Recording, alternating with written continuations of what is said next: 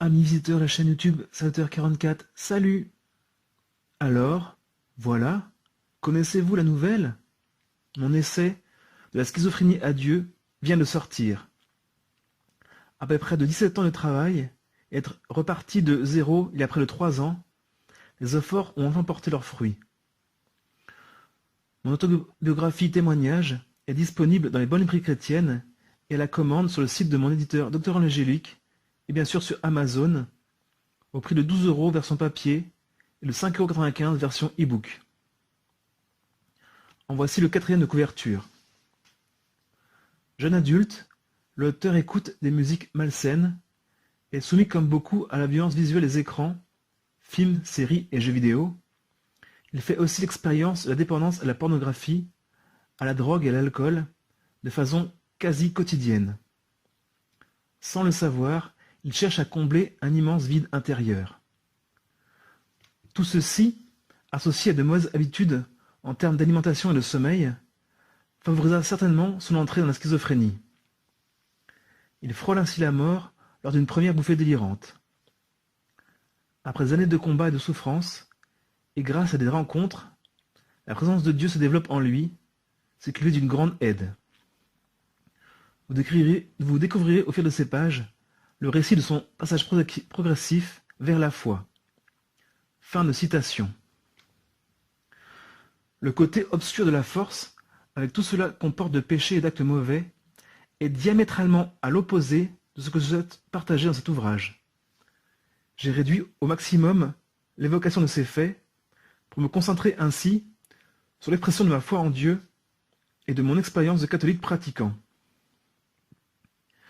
Voici une petite présentation de ma vie. L'auteur, Ludovic Pott, 42 ans, aide-soignant de formation, souffre de schizophrénie depuis 20 ans. Après avoir découvert Dieu, pensant que c'est sa vocation, il entre en tant que postulant dans un monastère bénédictin. Après une période de cessation de 33 mois, il n'est finalement pas mis dans l'ordre à cause de sa fragilité psychique. Il décide alors d'écrire le témoignage de sa conversion à la foi catholique et de son expérience de la miséricorde qui l'ont sauvé des conséquences fatales de sa maladie. Fin de citation. Voici maintenant la table des matières. Introduction. Premier chapitre, flashback, le grand saut. Deuxième chapitre, mon enfance. Troisième chapitre, mon adolescence. Quatrième chapitre, la vie étudiante. Cinquième chapitre, mon entrée dans la vie active. Sixième chapitre, première bouffée délirante. Septième chapitre, découverte de la foi. Huitième chapitre, voyage au Japon. Neuvième chapitre, sur le chemin de Saint-Jacques de Compostelle. Dixième chapitre, étrange lumière. Onzième chapitre, les indignés. Douzième chapitre, pèlerinage en Israël. 13e chapitre, mon arrivée à Compostelle. 14e chapitre, mon expérience de Medjugorje. 15e chapitre, découverte du monastère. 16e chapitre, accepté comme postulant. 7e chapitre, nouveau départ, Lourdes. Enfin, conclusion. Pour vous donner une petite idée du style, voici une partie du premier paragraphe de mon introduction. Les êtres humains sont faits pour être aimés, les choses utilisées. La Terre marche carrément sur la tête et ne tourne plus rond, car c'est rigoureusement l'inverse que l'on observe. Nous sommes divisés en deux catégories, les serviteurs de Dieu et ceux de l'idole argent. Cf. Matthieu 6, 24. Cette planète pourrait être un véritable paradis en un festin d'actions de grâce.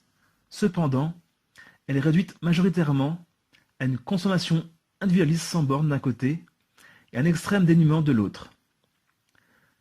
Notre société tout entière dans son fonctionnement est malade.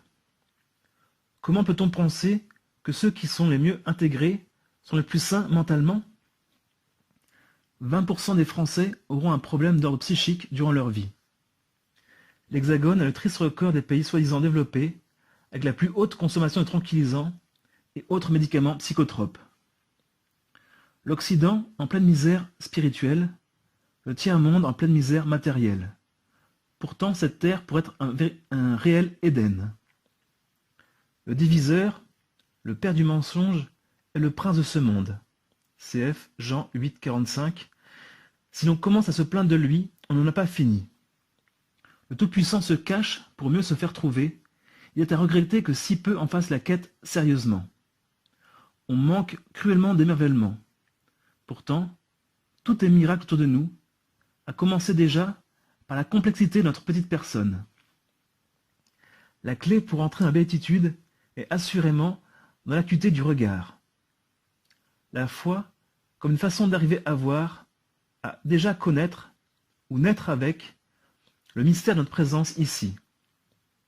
Grâce à elle, le bandeau sur les yeux, les œillères, puis les lunettes de soleil tombent. Si le présent est un cadeau de chaque jour, qu'en faisons-nous? Réapprendre à dire simplement merci, car rien nous est dû. Fin de citation. Voilà, j'arrive au bout de ce que je voulais partager dans cette vidéo. Que Dieu vous bénisse, qu'il vous garde en sa paix, et que son visage s'illumine sur vous, pour enfin vous faire quitter ces phases de carême, et pour vous donner désormais et à jamais des gueules de ressuscité. En union de prière pour arriver toutes et tous au royaume des cieux. Amen.